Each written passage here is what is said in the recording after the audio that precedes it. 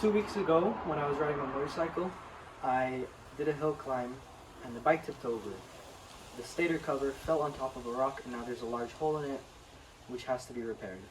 We ordered the parts, it finally arrived, and today we're going to fix it.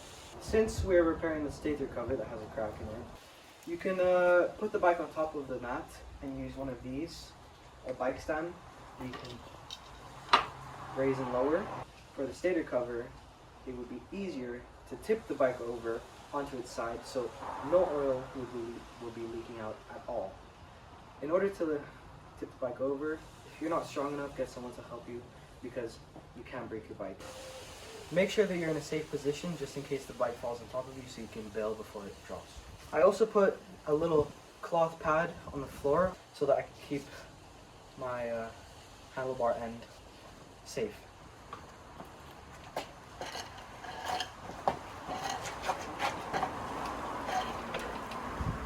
Now I'll show you the crack in the engine that we're going to try and repair. It's right there. To make sure that you keep the bolts in the right places, because some of them can be different lengths, you can get a piece of cardboard and outline the piece of the engine that you're working on. So in this video we're working on the stator cover. So I will outline it and then I will put holes where the bolts go through and use a screwdriver to make a hole and then put the assigned bolts in each hole so that you know which bolts go where.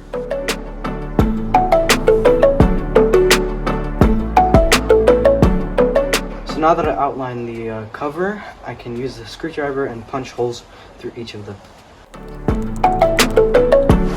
There you go, there's this outline of the cover.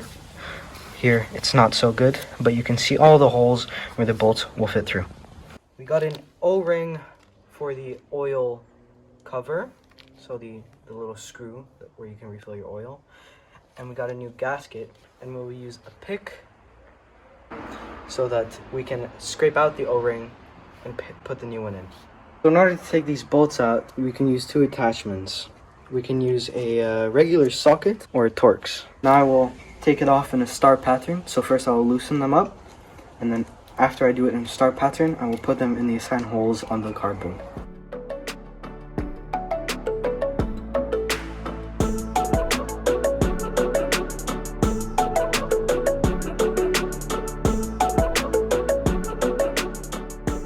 As you can see here, all the bolts are in their assigned space on the piece of cardboard that we had drawn out before. And you can also see that some of the bolts are longer than the others. Now we've run into an issue where this shifter is in the way of taking it out. So we have to take apart this assembly so we can remove it. I'm using this magnetic plate here that is weighted down, and you don't lose your bolts, one, and two, if you put your bolts in like a plastic carton or something and you accidentally kick it, all your bolts might go flying away. But since this is magnetic, it doesn't fall out. We took the shifter off, we can remove the cover. As you can see here, this black part of the stator is facing towards this little opening, so you can see your oil levels. And this is how we will have to put the stator back on in order for it to function properly. But first, we have to take off this gasket, which can be easily done.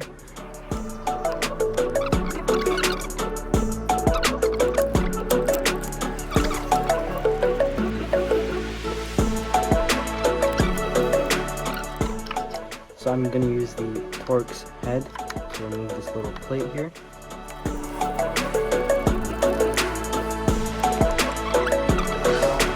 I undid it with the same pair of needle nose pliers. I'll pull it out. Simply by grabbing it, you can now take the stator off.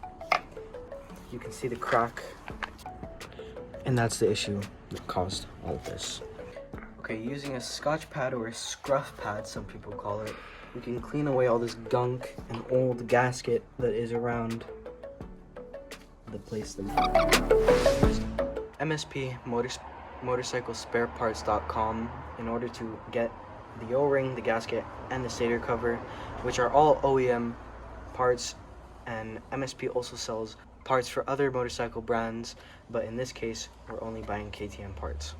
And before we put it on, we should put a little bit of oil on the outskirts of this block to soften up the gasket to make it easier to compress once the stator cover is put on top. These little holes next to the main bolt holes are locator rings, and you can see these locators here and here. So we will just put each locator ring in the locator pin and then align everything as needed. To make the gasket even more soft, we put some more oil on top of the gasket. I put a little bit of oil in that slot where this rubber goes in, so it slides in a little bit better. So just do that now. As you can see, it just falls into place like that. Now, over here, I applied a little bit of Loctite onto each of the bolts. Grab the bolts and put them in the positions. And hand tight them for now. Slide it in.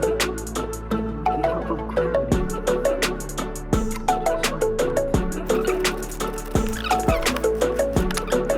Now I'll use the 8mm socket to tighten this hard as I can. So here and here are the locator pin sockets, and these are the locator pins as said before. So we will flip this over. So we'll drop it in, and it's magnetic, so it just pops right in place. Now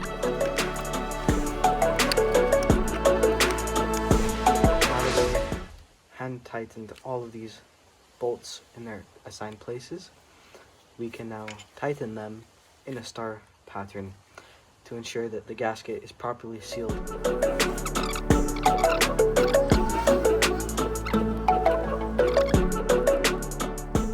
Now we have the oil cap out, and using a pick like this, we can just scoop the O-ring. Clean the oil screw just to make sure that there's a good seal around the O-ring. You have a clean screw. Now you can get this O-ring. So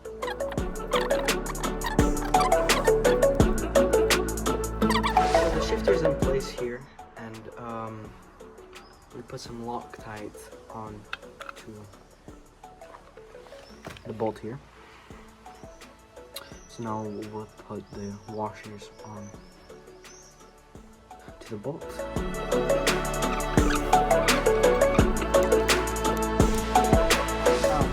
Shifter's in place. Now we have to upright the bike in order to put some oil in it. We have to make it as straight as possible. Stick the kickstand out so once it's up, it can fall over. You can just raise the bike up by grabbing the handlebar, tipping it over, and letting it lay down. Raise the bike upright by putting this stand underneath. I just put my body weight on top, and it's going to be easy to work on. We need to fill up the oil, and to do this, Repsol has this really cool feature on their newer bottles that allows you to extend a little probe and use it as a funnel. If you don't have this little probe, of course you can always use a funnel which just goes in and you can fill it up normally. But since we have this beautiful piece of equipment, you can just pour it in. Here you can see the oil level. Well, you can't really see it because it's getting a little dark, but it's right here and it needs to be almost at the top. So we'll continue filling it up. So now that we filled up the engine block with some oil, we can turn the engine on so the oil will be distributed throughout the entire block.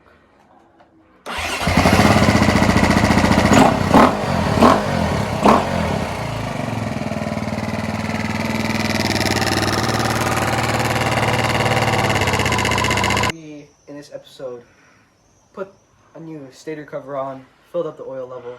In the next few videos, we will be putting a radiator fan on because it's a 4-stroke and you like to overheat. And we will show some videos of riding. Now, don't forget to leave a like and subscribe right